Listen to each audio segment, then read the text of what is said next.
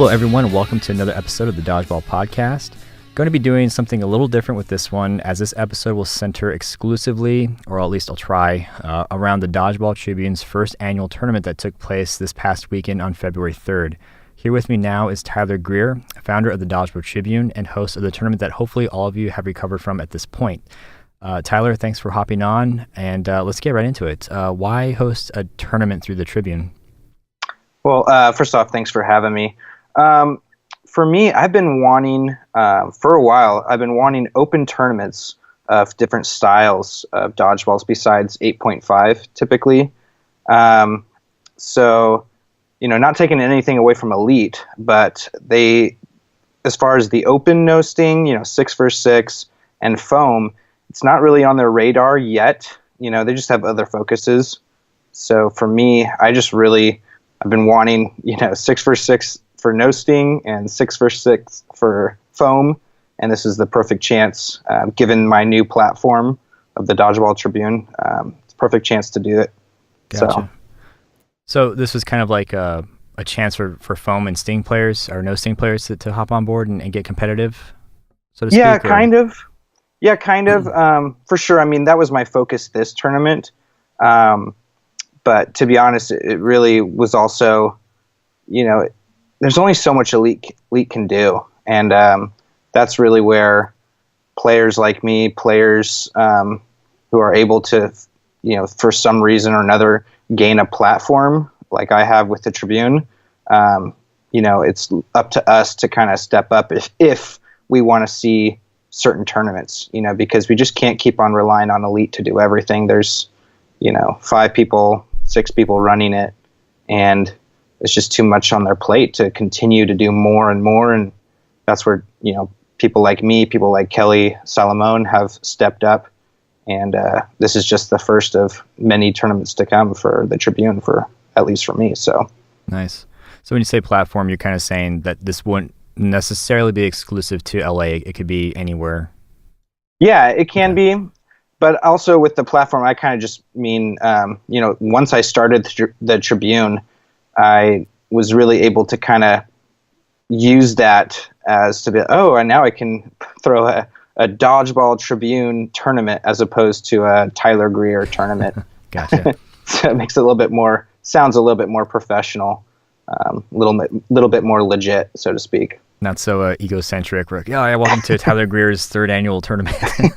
Exactly. Gotcha. So who came out for this? Were there a lot of like Elite-based teams, or because I was looking at the finals and looks like there's a smattering of people. I mean, my goal definitely was to get Elite, and the cool thing was got 3 guys from Minnesota from TC Boosh. That was Eric Stone, Cody Foley, and Derek Johnson. Also ended up getting Mike McGee out of Boston. Oh, wow. And then also Sean Wheeler out of, I think it's Georgia area. And I know Matt Giovinco was thinking about coming, a couple other people. But I think those are the main people. I'm probably forgetting 1 or 2 people that traveled for it. But it was mainly LA. In the future, if I do, it'll be interesting to see if I branch out to other regions. It's definitely kind of difficult for me, just because I have a kid and family, and I only get so many tournaments to travel. So I have to pick and choose when and where. Gotcha. So of the people that came out, were there any like standout players aside from the norm? Like, okay, clearly Ketchum's going to be one of them, I'm sure, right? Yeah. Who I stood mean, out? definitely. Yeah, Ketchum, he always stands out. But, it's interesting. I felt like you could see that there were people who were more they liked different styles better. They were better at them. I mean, specifically in no sting, I definitely saw actually some surprise people to me, just based off the competition, where people like Tad DeLugo played really well. Alan Stott in Rise, he played really well, and he's known for 8.5 and foam. Casey Moses actually played really well. I think some people saw it in the live feed in the championship. He just played, He had some really good big plays in the finals. And then even a couple of the Tuda. So Tuda was probably one of the biggest standout teams, and they added Trevion McCain and Daniel Ariano, and those guys, they were playing corners for Tuda, and they just were playing really well. They played under control, which was different. Most of the people know those two from Team Black in UDC, okay. And they played really well, both foam and no sting, and they were a reason why Tuda finished. They got second in no sting, and they got fourth in foam. So that was a really good showing for Tuda. To me, definitely put them on the map for sure. They're going to be a contender this year in the West for sure, no doubt. Nice. So they're coming off the trampolines onto good old. Yeah, I mean those two did. Those two did, and then they have Xander Simos, who he for sure stood out in foam. I mean, he stood out in both no sting and foam, but he's probably the youngest stud in the West.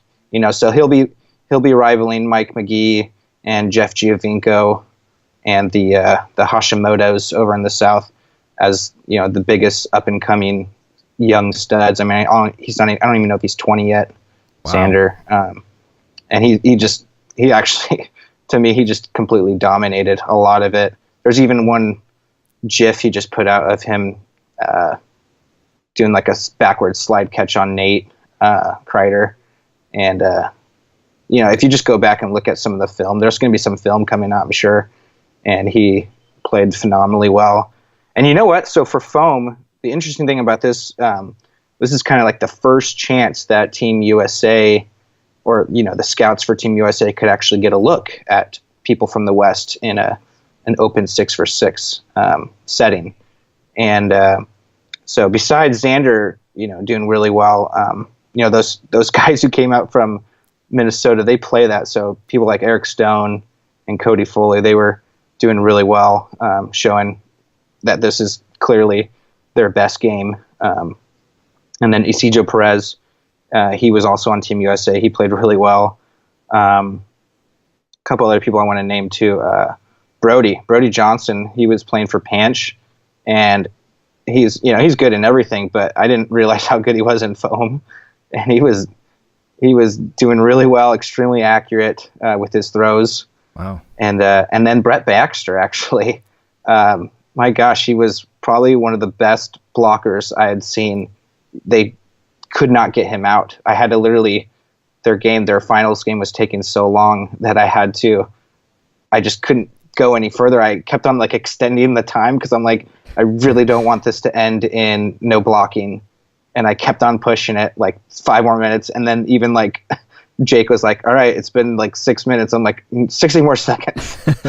It's gotta end. They could not get Brett. He was unbelievable as far as blocking. They couldn't get him, and it was finally once I had to go to no blocking that it finally got Brett, and that was how Bushbreed won. And that was in the second. They had already Panch had come from the losers bracket and beat Bushbreed one time, so that was game 3 too. So that was kind of a crusher. But I mean, he was a 3-on-1. It was going to be a tall task for Brett, but it also didn't help that I took away blocking. Yeah, that's rough. You don't want to intervene or interfere with the natural progression of a game. But that's the whole thing with WDBF rules is some of the players, people like Santi Granillo and a couple others who had played Team USA, and also Santi was the coach. Right at the beginning of foam, after the first round, he had come up to me like, "This is not how the rules work," and I'm like, "Dude, this is a hybrid. We're not going to sit there and have a 4-day tournament like WDBF. We're finishing it today, and we're going to play however many round robin games we can fit in our allotted time, and then we're going to do a double elimination, best of 3. We're not doing the style that WDBF does, the World Dodgeball Federation. We're not going to like I said, it's going to be a hybrid, and so yeah, not to mention it's an independent thing, so you're not really beholden to any set of rules. Yeah. Not that you want to be inconsistent, but you just... but they do. Yeah, but they do play with, once the time ends, the game continues, but they play with no blocking. And that was something I just, like you just mentioned, an independent tournament. I didn't want to do that. And especially in a one-day tournament, that's, yeah, Gotcha. The tournament has to end. Yeah, I saw, going back to Casey, saw a controversial play, I guess. It was another name that play or name what's that called type thing that I'm sure just it's fun to do, but at the same time, I'm sure it just drives the refs crazy because there's only so much you can catch. So like, I don't want to highlight that aspect. I just saw Casey, throw a ball, catch one, and then hit some other dude out. And however it went out, I'm not really concerned with that. I just saw Casey doing really well with foam. So it's kind of cool to hear that he had some good breakout plays outside of being highlighted for controversial plays or what have you. Yeah, I mean that was in No Sting. He's still great in foam. He hit some awesome catches in foam. Yeah, that was in No Sting. That was where he really just surprised me. And even the game. Oh, I actually recorded it on my GoPro. I recorded the only round robin game that they played against Whom, which was basically Doom. Nice. And he had some just great counters. Just kind of showing off how really smart he is. He just sees a lot of weaknesses, and people also don't give him credit necessarily, and he takes full advantage of that. So, but yeah, that one play, the controversial play, I think the refs got it right. I know there's a little feed or thread on that, but the refs got it right to basically reset it. It became a 1v1 again, and that was the right call. So, yeah, I don't know. You're having Super Bowl level controversial plays, and they have all the technology in the world to make the right call and to do all these things. And I mean, reffing, it's never going to be 100% perfect, and you want it to be. You don't want to cheat another team, let alone another player. But in the heat of the moment, you don't have that luxury of like replays and all this other stuff. So for what it's worth, kudos to people for reffing, just doing that. Period. Seriously, yeah. Yeah, I just noticed that in that clip though, Casey did some cool stuff. So it's like, well, if that's any example or any what's the word I'm trying to think of? If that's just an example of how he did overall, that's pretty impressive. Yeah. Good to see that he's still on the ups and improving. Did we talk about what teams won each division? I don't know if we covered that yet. So the team that it was kind of a half and half. It was called Bush Breed, and that was like I said, half Minnesota guys, Eric, Cody, Derek, and then Team USA. So that was Dylan and Isidro, and then also they had Randy Hodge who played Team Mexico. So that was basically a full WDBF team. I guess Derek technically hasn't represented at any country yet, but he easily could have represented Team USA. So that was the team that won foam. But Panch, which was Ketchum's team, they finished second, and they were Brett was playing for them, Casey, other people, Mike McGee, Brody. They were playing for Panch, and they gave Bush Breed a run for the money for sure. Nice. So Bush Breed finished first, Panch finished second, and then Whom, which was Nate and Vince's team, they finished third in foam. And then for No Sting, Panch won that, and that was also Sean Wheeler was on that team too, and Ryan Morse was also on that team, and they finished first. Tuda finished second in No Sting, and then my team Rise finished third in No Sting. So that was actually a pretty good showing for us, considering Rise is still a heavy 8.5 team. Did you play as well as run this? Oh yes, yeah. That was the key for me. I mean, if I'm going to throw a tournament, I definitely have to play in it. And that was, actually, it was from last year to this year.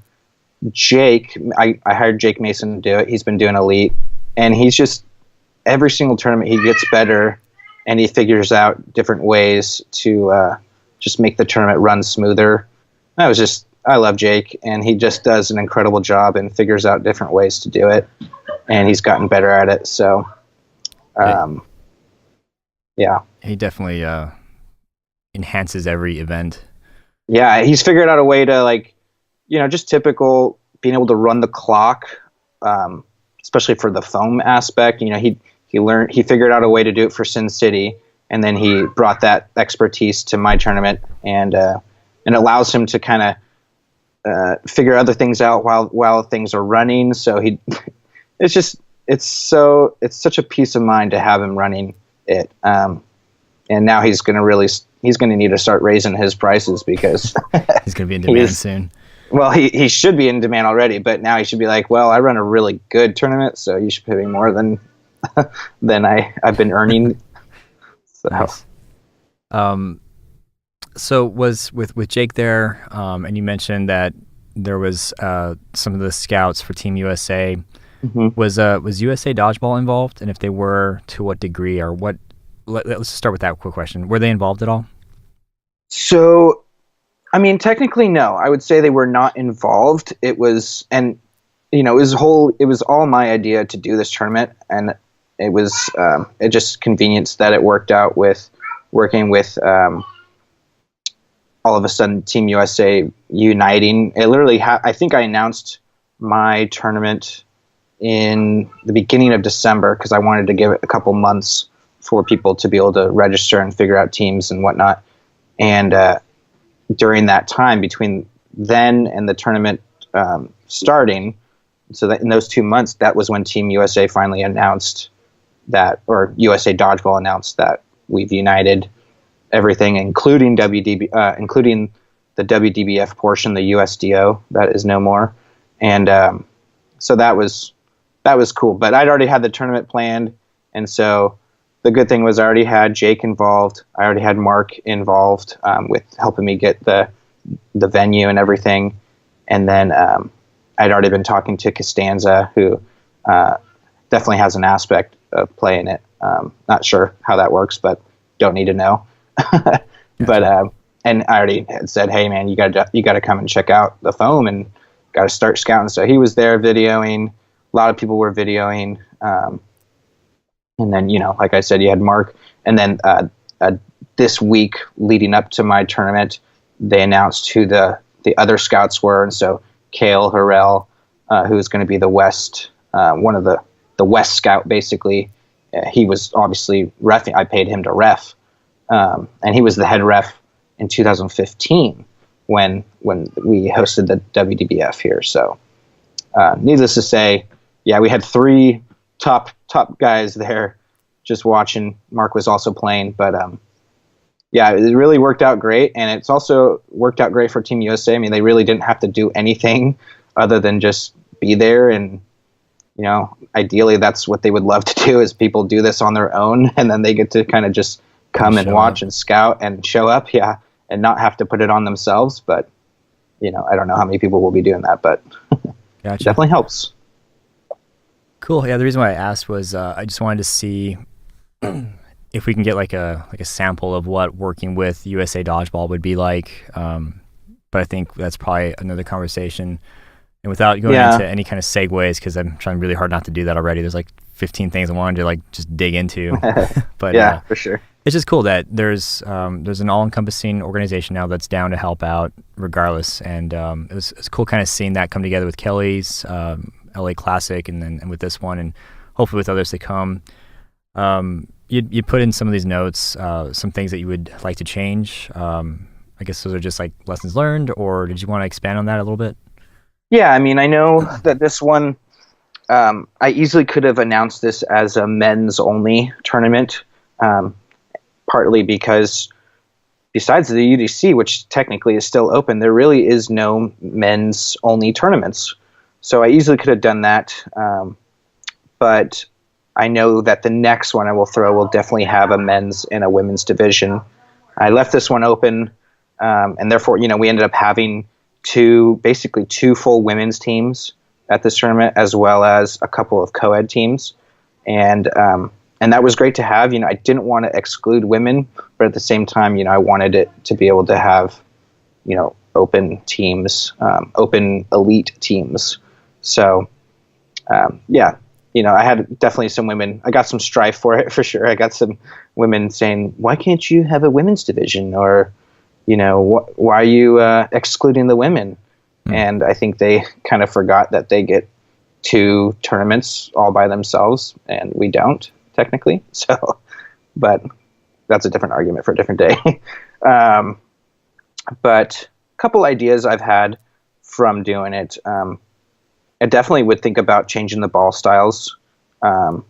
Even something that I've had discussions with certain people involved. I won't name names, but it'd be nice to sit there and eventually figure out a way to rival Ed Prentice and his stuff with WDA and get a legit Team USA team. Don't say cloth. I do want to have. I would love to have cloth. It's fun. Well, especially when you add in the 5 balls. Oh, it's actually pretty fun. I'd have to figure out a way to get those balls, so you don't have to worry about it too much. Because I looked online literally the other day, and I think they're like 60 pounds for a set of 6 or a set of 5, and so that would pounds are almost, I think, $2 still. Yeah. So you're talking $120, and that's not including shipping. So I don't think I'm willing to spend $120 or $150 for a set of 5 balls. I think that's a quite little an investment, especially for something that's $30 a ball. Yeah, no thanks. Yeah, but for people or for a ball that people aren't really fond of either, that's kind of a tough sell. Yeah, but see, I would love to just do something where I can sit there and do a different style of ball and then one that we love, and I definitely think I'm going to stick with. I almost could guarantee every tournament from here on out will at least have open no sting. I was literally something to. There's all those people who argue about the pace of play and different things like that. And I actually, just as a little exercise today, I looked at all the times from our no sting from the last 3 games. So you're talking whoever, the first and second place game, the second and third place game, and the third and fourth place game. And I did that for the no sting division. I did that for the foam division. And I did that also I went all the way back to the 8.5 nationals. I had that saved. And the average of play for the no sting game, like the average that the whole match took, like a best out of 3 match took for no sting, was 7 minutes and 11 seconds. The average minute for a foam game was 14 minutes and 15 seconds. So you're talking double the time for foam. And then finally, and also the 8.5 nationals was 9 minutes and 26 seconds, which fell right in between.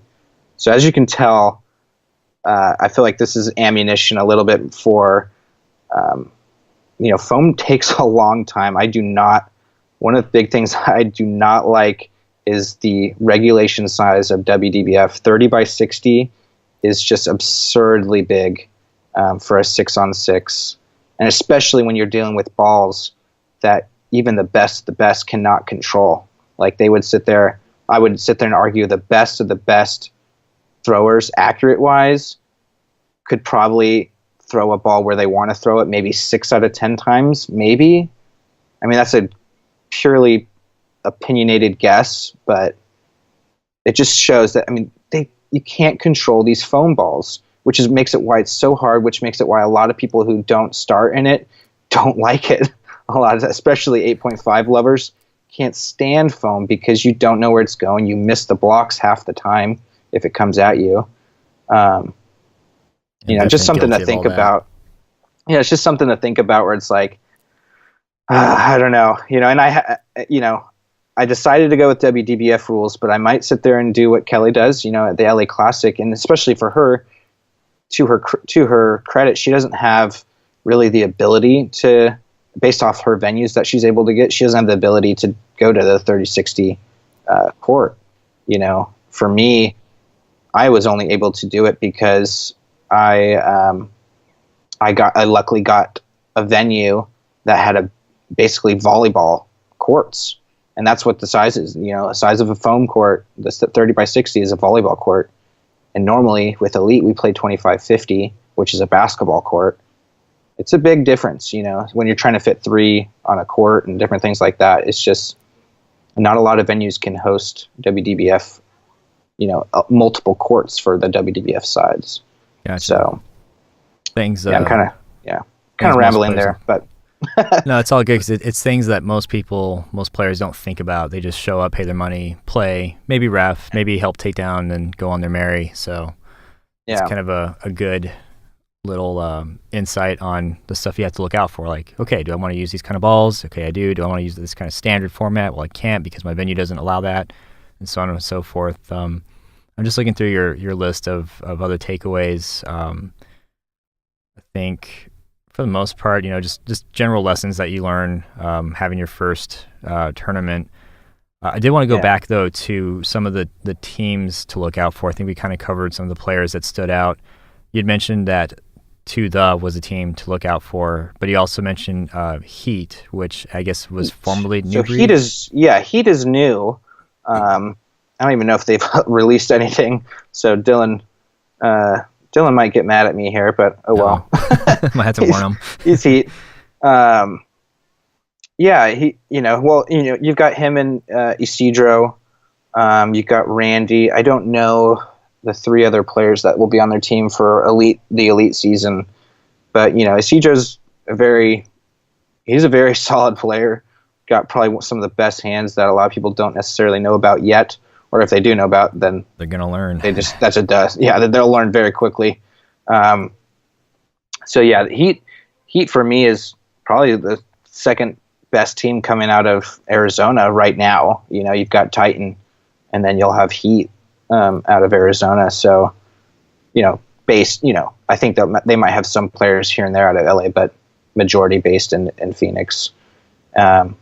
So we'll see if they can figure out the 8.5. I mean, the biggest thing is Dylan and Isidro are phenomenal foam players, and it doesn't always translate over to 8.5. That's, they're solid players, but their game definitely changes when it goes to 8.5, and they're no slight to them, but they're still figuring out the game as far as 8.5 goes. But the guys, the other interesting thing will be, right now they have Glenn Spacier on their team, and he was huge for them this tournament. He did really well, of course. Glenn's one of the top players in the North, and he lives in LA, but his elite team is Task Force, and I'm not sure how long he'll actually get to play with Tuva because of that interesting elite rule where, if you're from a top team in one region and you play in a different region, you cannot play in a top 4 team. And I'm willing to bet as soon as round 1 of the West is done, especially with Glenn playing with Tuva, I'm willing to bet Tuva will finish in the top 4, and I don't think he'll be able to play with them for round 2 or 3. But I don't know how that rule works, but he's a huge addition to them regardless, and he brings a lot of discipline and a lot of strategy. I was wondering if you were going to say that. Yeah, it's a good word. But strategic plays to them. So that's good. And then you still have the Daniel and Trey, who are college baseball players, basically. So I mean, those are the big things. One of the things that I wanted to change, and it still was tough. As much as I loved this tournament, I didn't love the fact that there wasn't as many elite teams there that I wanted, so to speak, and I called certain people out individually, but I was actually really disappointed in whom, because they clearly should have just been named Doom. They had a majority of their team there. They didn't have 3 of their best 5 players in Pyan and Ish and Cole, but just certain things like that where it kind of takes away from the tournament, not being able to have teams where they're known, and it allows you to kind of market. If you're hosting this tournament and you have these top teams playing, you can sit there and you can market and be like, hey, these are the best teams in the country or in the state or whatever, or in the region, and to me, that's a great way to market. And I really think that's where dodgeball is headed, besides the Team USA unification. One of the few biggest things that are come is making dodgeball more professional. Speaking of tournaments like this, where I want my tournament to be professional, just like Elite, just like UDC. And and then I want to be able to market it. I think we need to be able to market dodgeball. We need to figure out ways to market it, and that all comes with branding, and that comes with, it's part of the reason why Doom didn't want to go as Doom, because they didn't want to necessarily have a poor showing, and then that reflects poorly on their branding. So instead of them doing that, they sit there and make a whatever team name. They don't play as well because, of course, you don't have the best player in the country in Justin Pine playing, and you're going to play down a little bit. And anyways, that's me going off on a little tangent, but that's something I would like to see for my future tournaments. Is I don't know how I'll do that. I don't know if it will be like a hard stance, something where it's like you're going to play on an elite team or you're not going to play in my tournament. I don't know necessarily. But it's something I would like to consider. We'll see, just because to me, and my focus is I'm completely focused on the professional side of this. I've always been. As soon as I started playing dodgeball, I wanted to be a professional. I instantly was like, I found the NDL in 2011, I think, or 12, and I was like, I need to be there and playing in that because that is awesome. And I just picked up a no sting ball for the first time ever. Literally, my first night I was there, and I ended up talking with James Satano, who had played for Syndicate. I don't think he necessarily played NDL, and I was like, I want to do professional. This is the best thing I've ever found. And I want to be the best at it, and I want to just, I want to do professional, So that's the focus for the Tribune is we want to do professional tournaments. We want, and we want, going along with our rankings, our team rankings, our player rankings. There's nothing about rec in the Tribune for us right now. Rec is a great thing. Recreational dodgeball is the best thing for dodgeball, but it's not my focus, so. Gotcha. I was wondering what that note meant, because the way I took that was you had some like team of randos showing up thinking this was going to be a fun event, and then lo and behold, nah, just kidding, you're going to get rolled by teams like Doom or Whom or Punch or whatever. Yeah. But that makes sense, and I think without segueing too much, because I definitely want to get into this during an actual episode of the Dodgeball podcast, and just get into all kinds of good weeds and stuff. There's a lot that you and I can go over that I want to. But just trying to set the standard that the Tribune is a platform. It's also what's hopefully laying the groundwork for a ranking system, and it's also going to be bringing in, competitive teams. When I saw and heard about the tournament, I kind of took it as not necessarily recreational, but also not full on elite. So it'd be like a halfway. So had the opportunity come up, I probably would have hopped on some random team as opposed to who I'm going to elite with. And I think maybe people had that mentality because if you're not doing elite, everything before that is like, I don't want to say a cross between Sin City and like the Classic, but maybe that was the mentality of people. So being able to kind of reiterate, especially for future tournaments, and set that standard like, no, I want the best and only the best, and even maybe having the gall to like reject some teams that might help you get there. Yeah.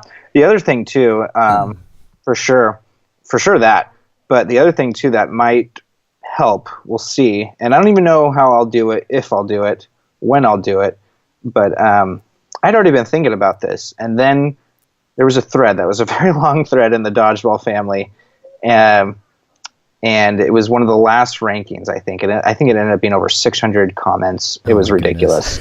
It was absurd, to say the least, but I'd already been thinking about this, so I do want to give Derek credit, but I only want to give him half credit because I'd already been thinking about this, but Derek Johnson from TC Boosh had brought up, why not do a draft tournament where you have foam, no sting, and 8.5? And this would be a great opportunity, because everyone's so upset about not so, but, they have their arguments about these rankings. And why not do a tournament like that? And I wanted to be like, Derek, I'm already ahead of you. I've already been thinking of this, but I'll give you credit because you said it first. And so that's something I'll definitely really be figuring out how to do that. How do I get player buy-in on that? Because I'll tell you right now, there's a lot of players that have no desire to do a draft because, of course, they love playing with their players and people that they become friends with and all this stuff. And the other thing is draft tournaments are not easy. Draft teams are not easy. I've seen plenty of really good players who kind of get forced into drafting because they're a good player, and usually you have to have the best players draft. And they haven't done well, and they haven't picked well. Just because you're a good player doesn't mean you know how to pick a team well. But that's something that's definitely going to happen. I've got to figure out how, like I said, how do I get the player buy-in, but that'll be probably the best way to show how good are people at foam and no-sting and 8.5, especially away from your given, team that you've grown together with over years. How can you adapt to? If I may throw in my 2 cents on how to do that, I think you just do it. I mean, yeah, just go for it. Yeah, and that's one thing that this is definitely material or content for an actual interview with you, but just stepping up and doing it is, gives you a lot of kudos for that, because people want this. There's a reason why there's 600 comments on it. And you know what? You're not going to roll out with something perfect. I'm sure, and I don't mean to offend you by any means. I'm sure this tournament did not go perfectly. I'm looking at your takeaways, and you know what? The first tournament out there did not go perfectly. It never does, but you just get better and better and better. You take that buy-in as you get it, but you have to start with something. And so, saying that the Dodgeball Tribune is going to be the best of the best, you just got to roll with it. Doing something with the draft, you got to roll with it. You might get 10 people that are down the first year, have something, and then months later you'll get 20, 30, 40, 50. So there's people that want things to happen, and then there's people that are just going to, buckle up and do it. And so as long as you do that, I think you'll be fine. But we can definitely cover that when we have our own interview, which I would like to see happen within a couple of weeks. I'm getting way too Rise intense right now. You're like my third Rise team member, so they're going to be people thinking I probably love you guys, which I do. But I mean, I do want to get some equal coverage everywhere else. Well, to be fair, I've only been on Rise for 1 year, so I played Dodgeball for 7 years. So yeah, that's what I want to get into. Like, I want to talk about Rampage and all this other good stuff. So we'll get there. But going back to the tournament itself, was there any particular match or moment that just stood out the most that you're just like, wow, that was awesome, or that was something that I hope was recorded, or just something that was just like a breakout play or series of events? Gosh, there was a lot of good plays, I know, in the of course everyone was watching in the foam finals between Panch and Boosh Breed. And to be fair, I mean, you have some of the best foam players in the country playing in that one game.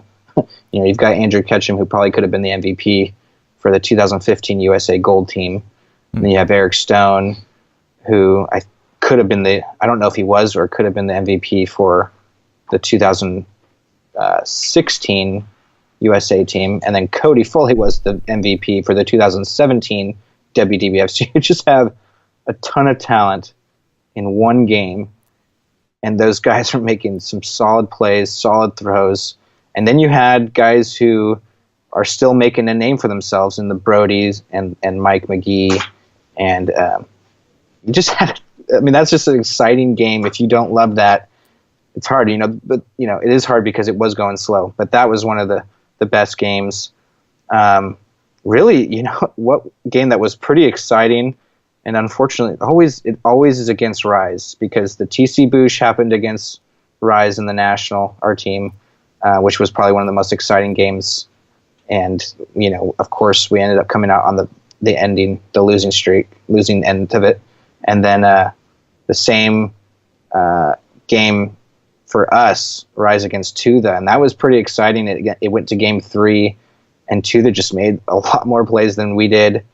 But that was where Alan Stott and Chris Bell actually really showed up and were able to basically, I think it was a 3-on-5. Chris Bell, Alan, and Serge were able to win a game against 5-2, I think, 4 or 5.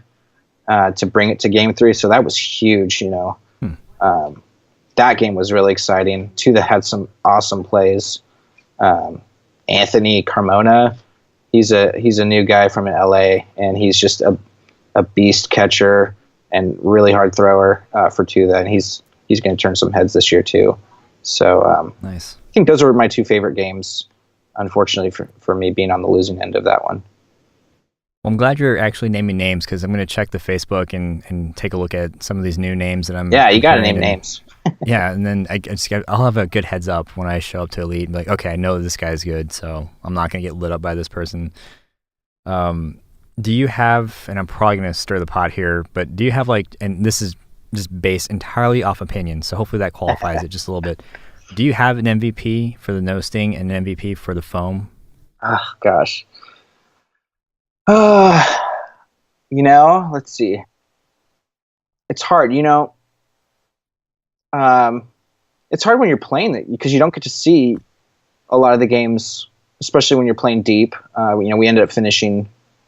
Rise finished third for no sting, fifth for foam, so we're playing pretty deep for both divisions. I'd probably have to go with Eric Stone maybe for the MVP for foam. Eric Stone or Cody. I don't know. It's hard. I mean, you could choose Mike McGee, you could choose Brody, you could choose Ketchum, of course. I feel like you got to go with maybe someone on the winning team. So, yeah. And then maybe for no sting, I don't know how you go against Ketchum. I mean, he's really come into his own. He won the MVP of the LA Classic. He's just really impressed me because he's changed his game. I used to play with him, both on Riot and Rampage, and he's just grown. I mean, we always knew he had a ton of talent, but he's really been able to be coached more by his teammates, and he's also been able to just be more disciplined, and then throw that in with some of the best talent I've ever seen. You know this, and it's just scary how good he's getting because I still don't think Ketchum is at his peak yet. That's a scary as a thought. player.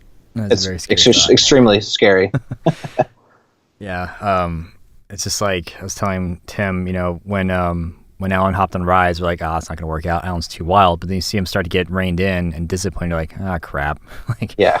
We were hoping that wouldn't happen. Cool. And I just want to, preface that with there was no ranking, right? You're just giving your opinion based off what limited dodgeball you saw, but just to get an idea, this is the people that really stood out from your perspective.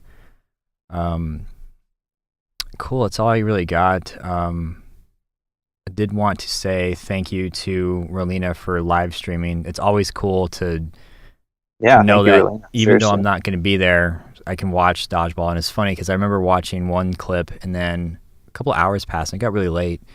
And I saw another live stream pop up. I was like, is this still going? It's like 9 o'clock at night. What's going on? And then she's like, heck yeah, it's going. Steve Damon. I was like, oh, okay. Well, yikes. But it's so cool to be able to interact in real time with that. And I never really get a chance to publicly thank people that are doing that because I'm either in the tournament myself or, not able to watch. So that was really cool. I don't know if anybody else offered to do that, but if they did, thank you so much. I mean, that just makes dodgeball events that much better. It's like I can at least tune in to find out what's going on. I know people are asking for it too. They're like, hey, what's up with the stream? Can somebody get me, please? It's really cool. Yeah, so speaking of shout outs, do you have any that you want to throw out right now, at least that are at the top of your head? Yeah, there was a couple in the no sting division. There was a couple people that there's one in particular that nobody had really known, and that was Connor Liu, and he was a WDS guy, and he doesn't really play Elite, but he's always been a really top no sting player, and he was playing for Whom, and he played really well, showed off why Whom picked him up. Nice. And as well as Ryan Haley. Ryan Haley had a ton of catches in no sting, and those balls are some of the hardest balls to catch besides foam. And then over in the foam, I wanted to give a shout out to Joseph Hodge. He kind of surprised me. I just briefly heard of him through Randy Hodge's brother. I don't know if he's older or younger, but he was playing really well with the foam balls. I mean, I think he plays for Team USA or Team Mexico anyways, but he was a stud. And then my own teammate, shout out my own teammate, Tim Fullerton, was really surprising people with foam. Nice. And if he ever thinks about putting his name in the hat for Team USA, I know that there's a good chance he could be on that team, because he's obviously one of the best leaders in dodgeball, period. So we'll see if that ends up happening to fruition, but he's got to put his name first. I think we kind of planted the seed, or at least kind of watered it a little bit. So yeah, hopefully he's thinking about it a little bit more now. He should be. Yep. Cool. Well, we'll go ahead and end it there.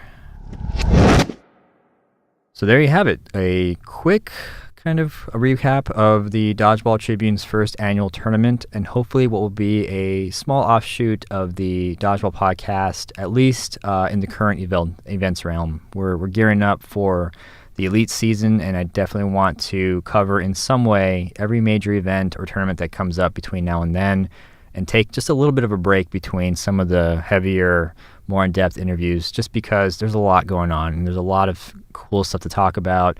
A lot of people deserve some shout outs, and I don't want to lose it. So that being said, if you have thoughts, feedback, comments, etc., you know where to find me. We'll resume next week, however, with Kenny Dodgefather Cox, edits willing. Till then, everyone, have a great weekend.